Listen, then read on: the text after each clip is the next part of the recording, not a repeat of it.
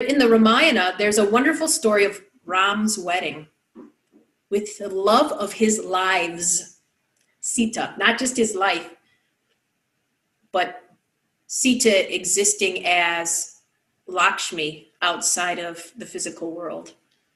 So Ram Vishnu gets to marry his consort again in the form of Sita. And it is said that it is the most beautiful wedding that's ever happened, that everyone who came, their clothing was unstained. It was unwrinkled. When the attendants danced for Sita and Ram, there was not a step that was missed. And when the musicians played, there was not a note that was missed. Everything happened exactly as it should, because this was everything's way of honoring the divine, represented by Sita and Ram. If we identify with our divinity, our whole lives become Ram's wedding.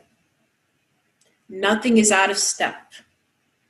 There's not a sour note. It's not that life changes and becomes our idea of perfect. It's that we realize that life itself is perfect for our divinity. Now, what would that be like?